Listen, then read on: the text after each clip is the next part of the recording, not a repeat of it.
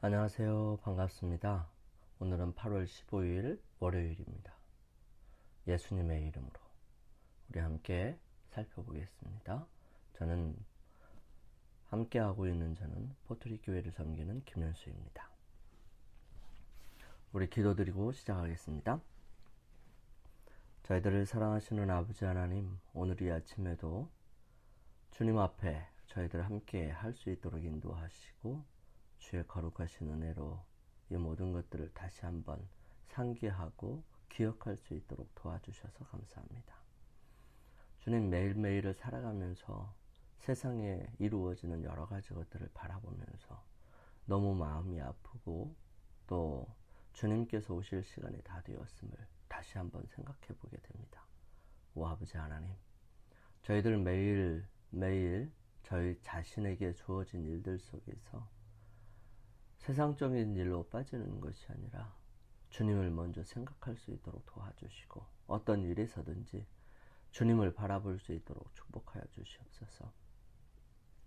주님께서 인도하시고 주님께서 붙드시며 주님께서 언제나 역사하여 주심을 바라볼 수 있도록 도와주시옵소서.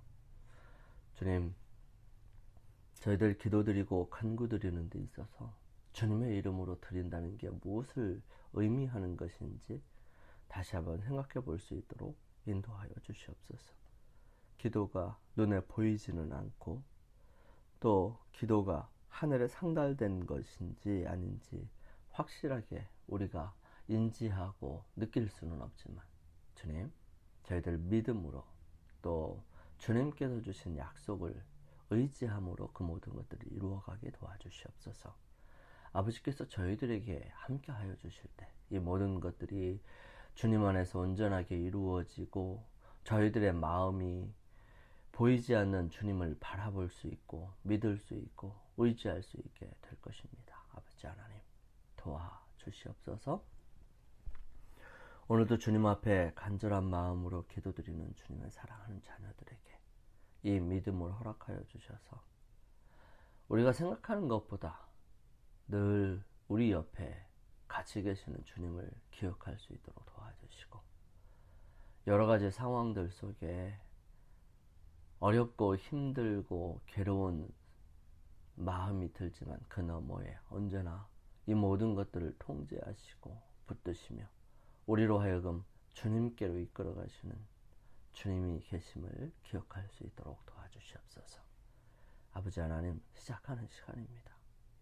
주님의 거룩하신 은혜가 마치는 시간까지 함께 하시고 부족하고 연약한 저의 입술과 생각을 주장하여 주셔서 오직 주님의 말씀만을 태어날 수 있도록 인도하여 주시옵기를 저희들을 사랑하시는 우리 주님 예수 그리스도의 이름으로 이 모든 것들을 위하여 간절히 기도드립니다. 아멘.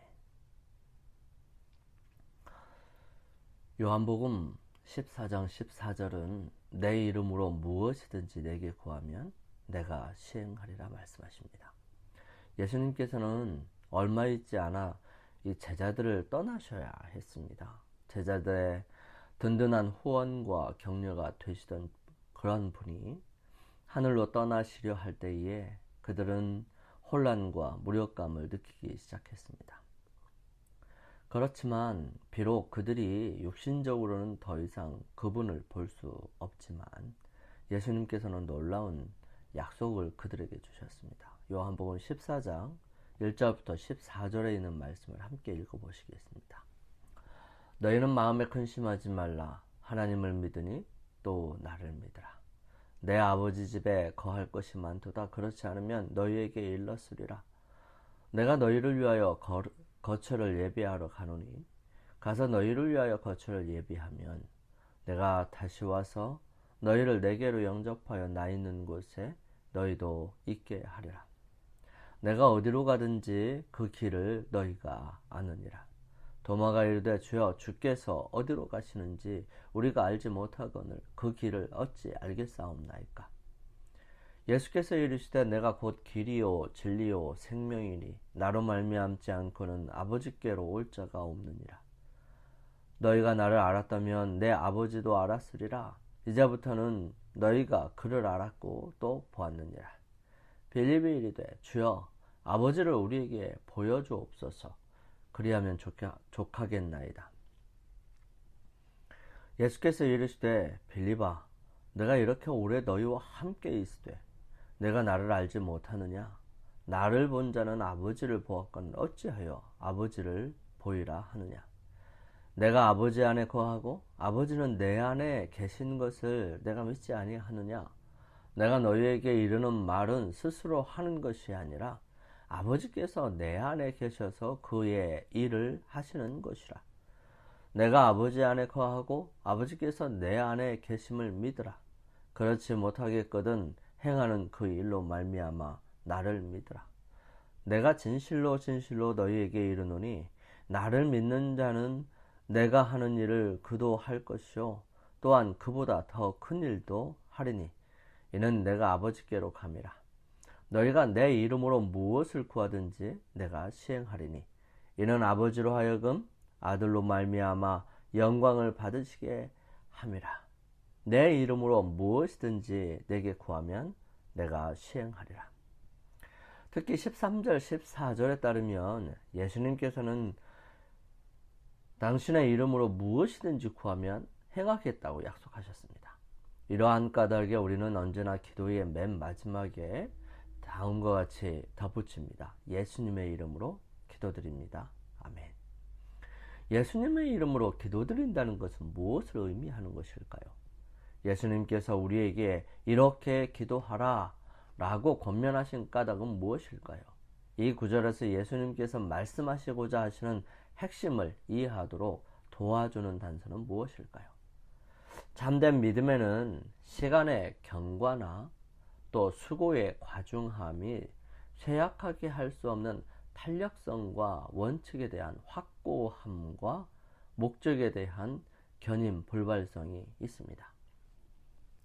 소년이라도 피곤하며 곤비하며 장정이라도 넘어지며 자빠지되 오직 여호와를 앙망하는 자는 새 힘을 얻으리니 독수리의 날개침이 올라감 같을 것이요 다른 박질하여도 곤비치 아니하겠고 걸어가도 피곤치 아니하리로다. 이사야 40장 30절 31절 말씀이에요. 다른 사람을 도와주고 싶은 생각이 간절하지만 그들에게 나누어 줄 영적 능력이나 빛이 없다고 느끼는 사람들이 많이 있습니다. 그런 사람들도 그 구하는 바를 은혜의 보좌 앞에 두도록 해야 합니다. 그리고 성령을 부어달라고 간절히 간구하십시오. 하나님은 당신이 하신 모든 약속의 배후에 그 뒤에 서 계십니다. 성경을 손에 들고 하나님이여 내가 당신의 말씀하신 대로 행하였습니다 라고 말하고 구하라 그러면 너희에게 주실 것이요 찾으라 그러면 찾을 것이요 문을 두드리라 그러면 너희에게 열릴 것이니를 하고 하신 그분의 약속을 제시하시기 바랍니다. 여러분 우리가 성경의 말씀에 의거하여 그 약속에 의거하여 기도를 드릴 때 확신이 있고요. 그 기도가 온전하게 이루어짐을 우리는 확실하게 볼 수 있습니다. 우리는 예수님의 이름으로 기도할 뿐만 아니라 성령의 감동을 힘입어 기도해야 합니다. 이 말씀은 성령이 말할 수 없는 탄식으로 우리를 위하여 간구하신다고 로마서 9장 26절에 말씀하십니다.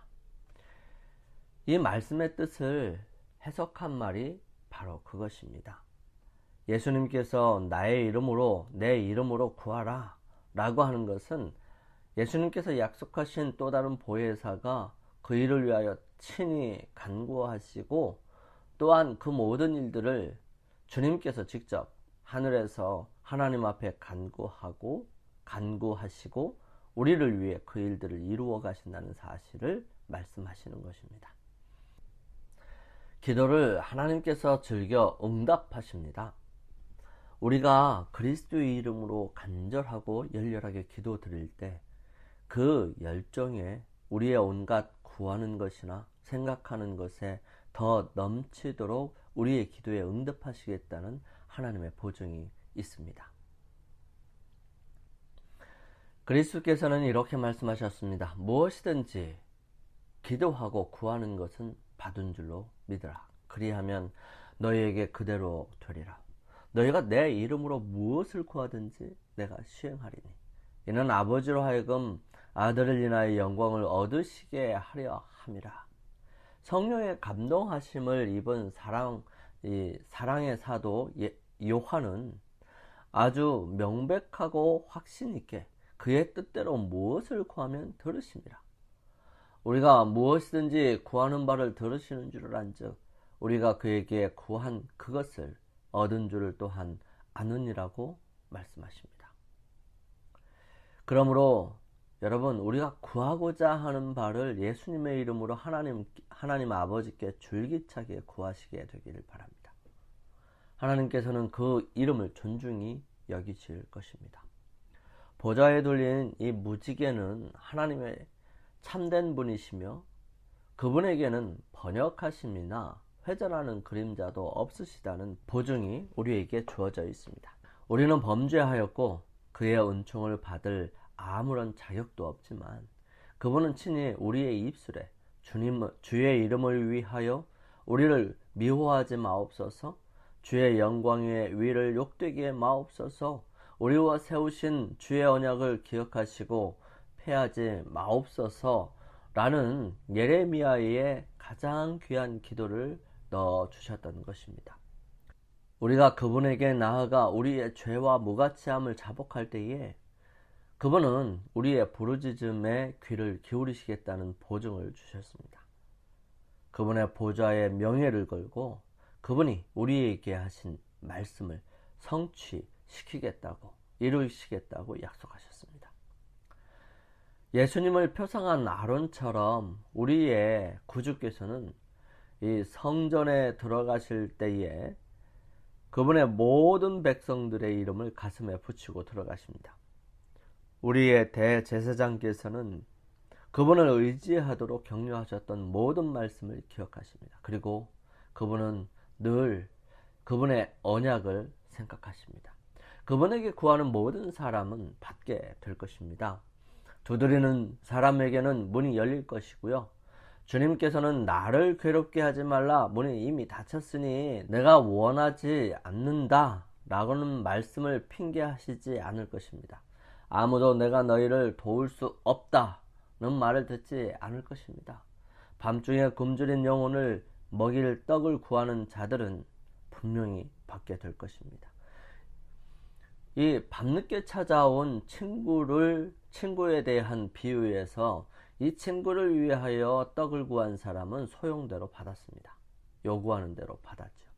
우리가 다른 사람들에게 나누어 줄 수 있도록 하시기 위하여 하나님께서는 우리에게 얼마만큼 주실까요?